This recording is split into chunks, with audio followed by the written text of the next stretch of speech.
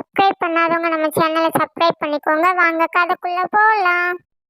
நாக்பூர்ன்ற ஒரு அழகான காட்டில் ரோசி குருவியும் ராணிக்காகவும் தங்களோட உணவை தேடி ரொம்ப தூரம் பறந்து போயிட்டு இருந்தாங்க. ரோசி, இவ்வளோ தூரம் நம்ம வந்துட்டோம். நம்மளுக்கு இன்னும் ஒரு உணவு கூட கிடைக்கலையே, ஒரு பழம் கூட கிடைக்கலையே. என்ன பண்ணுறது இப்போ? ராணி அக்கா, இன்னும் கொஞ்ச தூரம் போய் பார்க்கலாம்க்கா. ஏதாவது ஒரு பழமாவது நம்மளுக்கு கிடைக்கும்க்கா. என்னோட குழந்தை அங்கே பசியோட இருக்கும்க்கா. நம்ம போய் பார்க்கலாம். ரோசி அப்படி சொன்னதும் மறுபடியும் ராணியும் ரோசியும் உணவு தேடி பறந்து போனாங்க. ரொம்ப தூரம் வந்ததுக்கப்புறம் தூரத்தில் ஒரு மரத்தில் நிறையா பழங்கள் இருக்கிறத குருவிங்க பார்த்தாங்க. ரோசி, பார்த்தாயா? இந்த மரத்தில் பழங்கள் இருக்கு. உனக்கு தேவையானது எவ்வளவோ அதெல்லாம் சாப்பிடு. நான் எனக்கு தேவையானதை சாப்பிட்றேன். அப்படின்னு சொல்லிட்டு ராணிக்காகவும் அந்த மரத்தில் இருக்க பழங்களெல்லாம் வேக வேகமாக சாப்பிட ஆரம்பிச்சது. ரோசி குருவி பழங்களை சாப்பிடாம தன்னோட குழந்தைங்களுக்காக பழங்களை எல்லாம் எடுத்து வச்சிருந்தது. ரோசி, நீ ஏன் பழங்களை சாப்பிடாம வச்சுட்டே இருக்க? சாப்பிடு. இல்ல ராணி அக்கா, என்னோட குழந்தைங்க அங்க பசியோட இருப்பாங்க. அவங்களுக்கு நான் உணவு கொண்டுட்டு போகணும். எனக்காக காத்துட்டு இருப்பாங்க. இந்த குருவியை எப்படியாவது ஏமாத்திட்டு நம்ம அந்த குருவி வச்சிருந்த பழத்தெல்லாம் எடுத்துக்கிட்டு போகணுமே. என்ன செய்யலாம் அதுக்கு?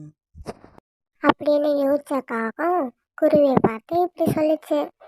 ரோசி, உன் பின்னாடி பாரு, ஏதோ பூச்சி மாதிரி இருக்கு. அப்படி சொன்னதும் ரோசி குருவி பின்னாடி திரும்பி பார்த்தது. அந்த நேரத்துல ராணிக்காகவும் ரோசி குருவியோட பழத்தை தூக்கிட்டு வேகமா பறந்து போயிடுச்சு. ராணி அக்கா, நில்லுங்க அக்கா. அந்த பழம் என்னோட குழந்தைக்காக நான் வச்சிருந்ததா, அதை ஏன் எடுத்துட்டு போறீங்க? அக்கா நில்லுங்க அக்கா. ரோசி குருவி கத்துறதை பார்த்த ராணிக்காகவும் ரொம்ப வேகமா பறந்து ரொம்ப தூரம் போயிடுச்சு அந்த பழங்களை எடுத்துக்கிட்டு. ஐயோ, இந்த ராணி அக்கா ஏன் என் பழத்தை தேடிட்டு போனாங்க? நான் ரொம்ப தூரம் பறந்து வந்துதான் இந்த பழங்களே எனக்கு கிடைச்சது. என் குழந்தைங்க அங்க பசியோட இருப்பாங்க. நான் இப்ப எங்க போய் பழங்கள் எல்லாம் தேடுறது? சொல்லிக்கிட்டே மறுபடியும் ரோசி குருவி உணவு தேடி பறந்து போச்சு. ரொம்ப தூரம் பறந்து போச்சு. ஐயோ, ரொம்ப நேரம் பறந்து பறந்து என்னோட ரெக்கையெல்லாம் வலிக்குது. நம்ம ஒரு மரத்துக்கு கீழே கொஞ்ச நேரம் உட்காந்துட்டு போலாம் அப்படின்னு சொல்லி ஒரு மரத்துக்கு கீழே நிழலுக்காக ரோசி குருவி நின்றுட்டு இருந்தது. குருவி நிழலுக்காக ஒதுங்கிய மரத்துக்கு கீழே அந்த மரத்தோட கன்று ஒன்று சாஞ்சிருந்தது. இதை பார்த்த ரோசி குருவி, ஐயோ இந்த குட்டி கன்று பாவம், நம்ம எடுத்து நட்டு வைக்கலாம் அப்படின்னு சொல்லி அந்த மரக்கன்றை எடுத்து நட்டு வச்சது ரோசி குருவி. அப்போ அந்த பெரிய மரம் ரோசி குருவியை பார்த்து இப்படி சொல்லிச்சு. ஏய் சின்ன குருவி, உனக்கு ரொம்ப நன்றி. என்னோட குழந்தைய மறுபடியும் நீ காப்பாத்திருக்க. மரமே, நீங்க பேசுறீங்களா? ஆமா குருவியே, எனக்கு சில மந்திர சக்தியும் இருக்கு. என்னோட குழந்தைய காப்பாத்தினதுக்காக உனக்கு என்ன வேணும்னு கேளு, நான் தரேன். மரமே, என்னோட குழந்தைங்க நான் அங்க வருவேன்னு ரொம்ப பசியோட இருப்பாங்க. அவங்களுக்கு நான் உணவு கொண்டு போகணும். ஏதாவது உங்ககிட்ட உணவு இருந்தா அதை எனக்கு தருவியா? உனக்கு கண்டிப்பா நான் பழங்களை தரேன் குருவியே. ஆனா எனக்கு ஒரு நிபந்தனை இருக்கு. சொல்லுங்க மரமே, நான் அதன்படி நடந்துக்கிறேன். நீ என்கிட்ட இருந்து வாங்குற பழங்களை உன்கிட்ட யாராவது கஷ்டம்னு வந்து பழங்களும் உணவுகளும் கேட்டா நீ அவங்களுக்கு சரி பாதி கொடுக்கணும். கண்டிப்பா மரமே, நான் என்கிட்ட கேட்குற எல்லா பறவைகளுக்கும் என்கிட்ட இருக்கிற சரிபாதியை கொடுப்பேன். ரோசி குருவி அப்படி சொன்னதும் அந்த மரம் ஒரு கூட நிறையா பழங்களை வர வச்சது. இந்தா குருவியே, இந்த பழங்கள் எல்லாம் உனக்கு தான். இதை நீ எடுத்துக்கோ. உங்களுக்கு நான் எப்படி நன்றி சொல்றதுன்னு தெரியல மரமே. ரொம்ப நன்றி மரமே. ரோசி குருவி அப்படி சொல்லிட்டு அங்க இருந்த பழக்கூடையை எடுத்துக்கிட்டு வேகமா பறந்து போச்சு. ரோசி குருவியை சோதிக்கிறதுக்காக அந்த மரம் ஒரு வயதான பறவையா மாறி ரோசி குருவி பறந்து போற வழியில உட்கார்ந்திருந்தது. ஏய் குருவியே, இங்க வா. அப்படின்னு அந்த வயதான பறவை கூப்பிட்டதும் ரோசி குருவி வயதான பறவை கிட்ட போச்சு. குருவியே, எனக்கு வயசானனால என்னால் பறந்து போய் உணவு தேட முடியல. உன்கிட்ட இருக்கிற உணவை எனக்கு கொஞ்சம் தருவியா?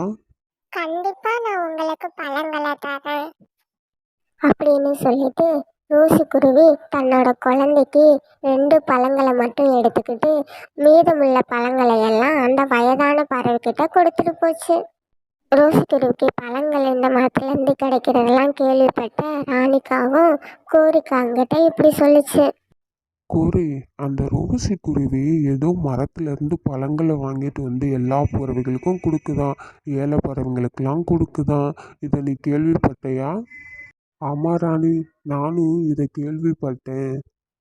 நாம இன்னைக்கு அந்த ரோசி குருவி எங்கெல்லாம் போதோ நம்ம அது பின்னாடியே போய் அது எந்த மரத்துல இருந்து அந்த இதுக்கு பழம் கிடைக்குதுன்னு பின்னாடியே போய் பார்க்கலாம், சரியா?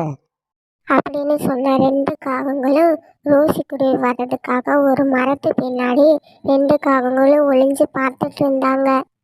ரோசிக்குருவி பறந்து வருவதை பார்த்த 2 காகங்களும் ரோசி பின்னாடியே பறந்து போனாங்க. ரோசி இது எதுவுமே தெரியாம அது பாட்டுக்க பறந்து போயிட்டு இருந்தது. ரோசிக்குருவி பழங்கள் இருக்க மரத்துக்கு வந்துச்சு. மரமே, நீங்க சொன்னபடி நான் கேட்கிற வயசான பறவைங்களுக்கு எல்லார்களுக்கும் என்னோட பழங்களை நான் கொடுத்தேன். எனக்கு தெரியும் குருவியே.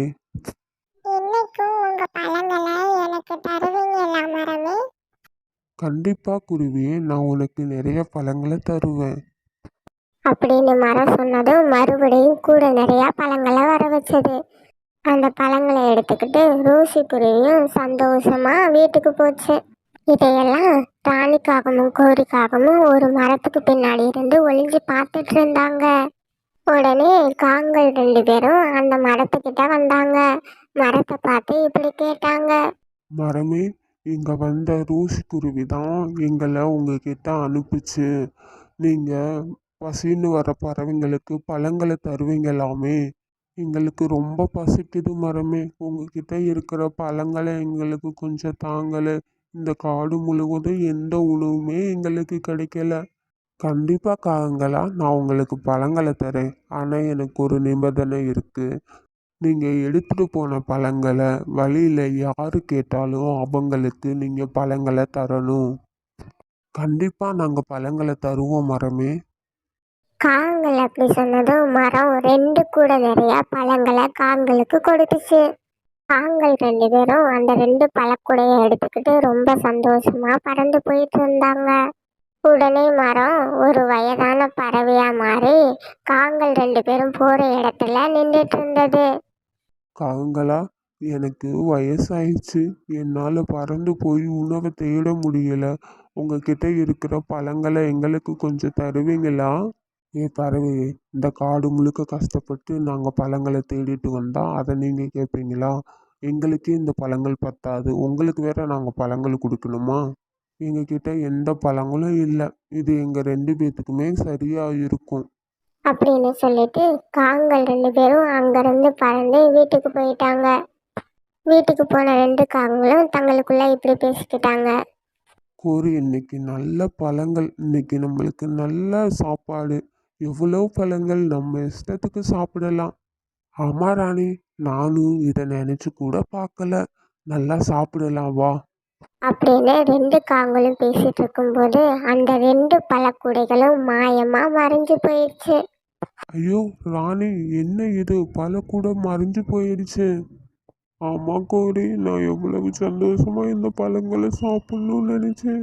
ஆனா இப்படி மறைஞ்சு போயிடுச்சு. ஆமா ராணி, நம்ம அந்த வயதான பறவைக்கு 2 பழங்களை கொடுத்திருந்தா இந்நேரம் இந்த பழக்கூடைங்க 2 பேரும் நம்ம கூடயே இருந்திருக்கும். நம்மளும் நல்லா சாப்பிட்ருக்கலாம். அடுத்தவங்களுக்கு நம்ம உதவி செய்யாதனால தான் இப்படி நடந்துச்சு. உடனே 2 காவங்களும் மரத்துக்கிட்ட போனாங்க. மரமே, எங்களை மன்னிச்சிருங்க. நீங்க சொன்னதை நாங்க செய்யல. அதனால நீங்க கொடுத்த பழங்கள் எல்லாம் மறைஞ்சு போயிடுச்சு. எங்களை மன்னிச்சிருங்க மரமே. உங்களுக்கு மன்னிப்பு கிடையாது. இனிமேல் என்னோட பழங்களை நான் உங்க 2 பேத்துக்குமே எப்பவுமே தரமாட்டேன். ஒரு வயதான பறவைக்கு ஒரு பழங்கள் கூட நீங்க கொடுக்கலையே.